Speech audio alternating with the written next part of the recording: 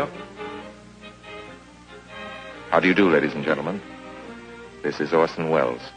I'm speaking for the Mercury Theater, and what follows is supposed to advertise our first motion picture. Citizen Kane is the title, and we hope it can correctly be called a coming attraction. It's certainly coming to this theater, and I think our Mercury actors make it an attraction. I'd like you to meet them. Speaking of attractions, well, the chorus girls are certainly an attraction, but frankly, ladies and gentlemen, we're just showing you the chorus girls for purposes of ballyhoo. It's a pretty nice ballyhoo.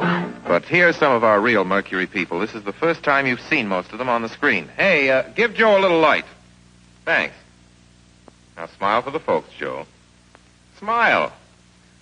Joseph Cotton, ladies and gentlemen. That's it.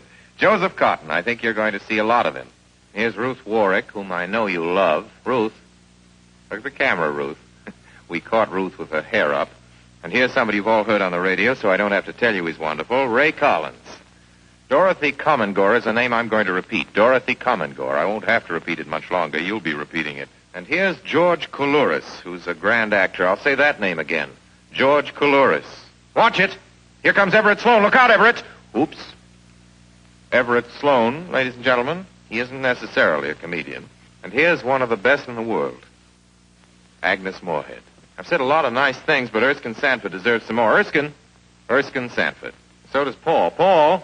Paul Stewart, everybody. Citizen Kane is a modern American story about a man called Kane, Charles Foster Kane. I don't know how to tell you about him. There's so many things to say. I'll turn you over instead to the characters in the picture. As you'll see, they feel very strongly on the subject. Charles Foster Kane is... Sure, he started the war. But do you think if it hadn't been for Mr. Kane, the United States would have the Panama Canal? Charles Foster Kane is nothing more or less than a communist. Kane, governor.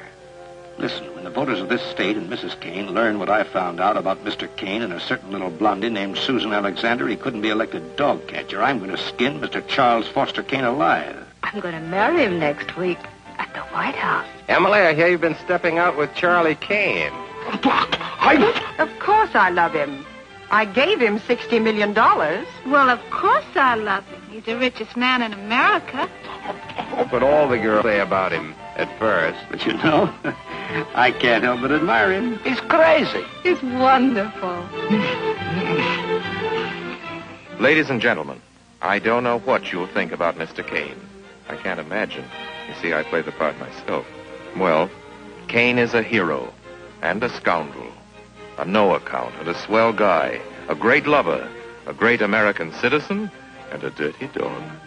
It depends on who's talking about him. What's the real truth about Charles Foster Kane? I wish you'd come to this theater when Citizen Kane plays here and decide for yourself.